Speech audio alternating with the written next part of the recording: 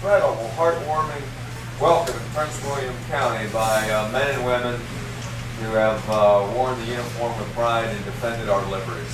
Thank you so much. This is so encouraging to be here. What an incredible turnout. It is certainly a great way to start a full day here in Northern Virginia and Prince William County with so many people that understand and love freedom. Scott, I really appreciate your leadership of our Veterans Coalition around the state. Colonel Scott Lingenfelter, by the way, that's why I ran for Attorney General. He dogged me for 5 years about only retiring as a lieutenant colonel, so the only way I could beat him is run for Attorney General, become a general. All these great leaders up here, you've just got a terrific group of leaders here from Prince William. I served with Scott and Jackson Miller and Bob Marshall and a couple more soon to come with Rafael Lopez and Rich Anderson. I know they are banging on the doors right and left. That's the key to winning, and I tell you, with that kind of effort, you're going to have 2 more legislators here from Prince William County.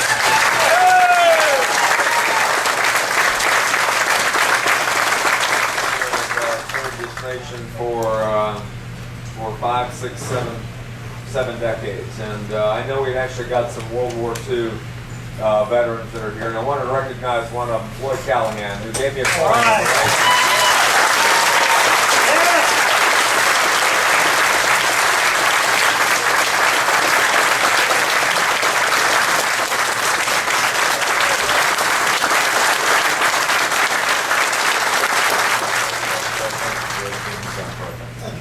I also want to say, I know there's some people here from the active duty. Can any of our active duty members of the military stand up? Let's give you a round of applause.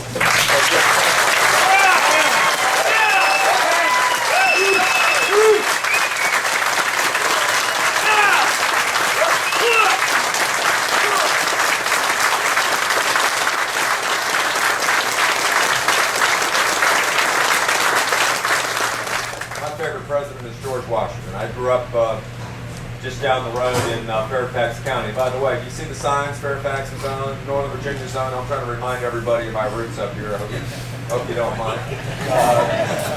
I moved here when I was 1 year old. Does that make me a native? I mean, that's close enough. But President Washington said this as he was getting ready to leave office. He said, "The willingness with which young people are likely to serve in any war, no matter how justified, shall be directly proportional as to how they perceive the veterans of earlier wars are treated and appreciated by their nation today." And I think he's absolutely right. He understood that if we're going to continue to have the best and brightest men and women take up a call to arms and be warriors for the freedom on behalf of this nation, that those who labored in conflicts today have got to be honored and appreciated for their sacrifices. We've made some mistakes in this country. After the Vietnam War, it took us about 20 to 25 years before we fully showed our support for the men and women that fought in Vietnam. 58,000 that died, countless hundreds of thousands that were injured or got sick in some way. And yet it took us so long before we built that memorial. That was a terrible mistake for our nation, and it hurt us for a long time. And I tell you, we need to collectively resolve that we'll never do that again.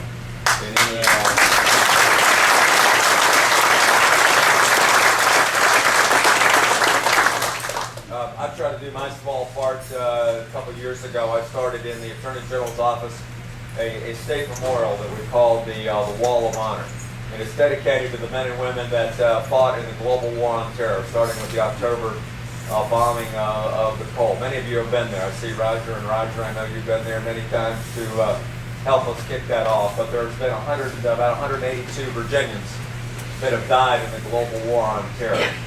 And we've erected a permanent memorial with their faces, their unit, something about their actions for their families to constantly have a place to know that their sacrifices will never be forgotten by their Virginia citizens. I'm really excited about that. I met a young trooper, Darrell Bowling, out in Floyd County campaigning about 3 years ago. And he was policing up an accident scene. I was talking to him a little bit about the fact that my daughter had been in Iraq back in 2005, and he told me that his son, Jonathan Bowling, Sergeant Jonathan Bowling, had been killed in January of 2005, and that he just wanted a place somewhere in the state to fly the beloved Virginia flag that his son, who was a police officer in Martinsville, Virginia, had flown over his barracks in Iraq before he was killed. And that just touched me so much that I said, I'm going to find you a place where we can do that and honor your son. And that idea, by that chance encounter with Trooper Bowling, gave me the incentive to put forth and break this wall of honor. And every year we've had hundreds of family members come back, and I have started a tradition, and we want to continue with it. Every Memorial Day, that we will have a ceremony on the steps of the Capitol to be able to honor all the men and women that have served in the military in Virginia, and particularly those that have died in the cause of the state.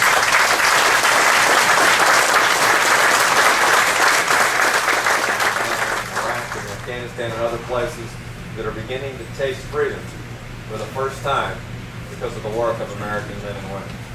When I got elected Attorney General, my daughter was not here. She was in Baghdad, and it taught me a lot. Not only did I miss her being here to campaign for me, but I saw what they were doing over there to be able to help other people taste freedom. We take it sometimes very much for granted in America, do we not? When I got elected Attorney General, 47% of the people turned down to vote. When she was over there with 140,000 other brave men and women, they had nearly a 70% turnout in those first free elections. You remember the sites on CNN and Fox streaming into your living rooms with people going to the polls under a threat of sniper attack or IEDs, and women, for the first time in 25 years after the tyranny of Saddam Hussein, being able to vote and having their blue thumbs raised in the air.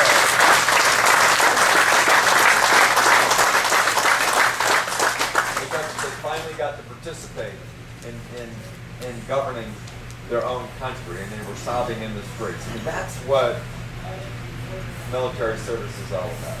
It's about creating freedom and opportunity and hopes for people to just use their God-given talents to pursue their dreams. And that's why I'm just so delighted to have you all here at this breakfast this morning and to have the support of so many veterans across the state.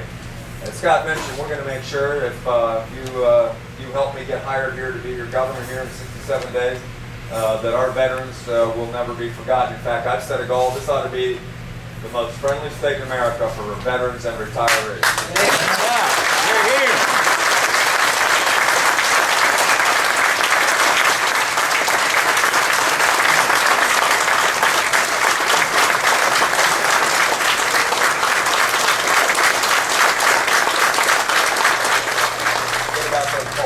Be a competitive race.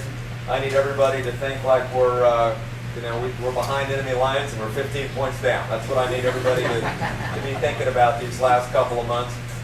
It's going to take an incredible amount of hard work to win as folks as you can that are veterans or non-veterans, and just say, look, I believe McDonnell's the right guy for Virginia because he is going to support veterans. He's going to create jobs. He's going to make sure the free enterprise system stays alive and well. He's going to make sure he defends Virginia against trampling of the 10th Amendment that is coming out. We're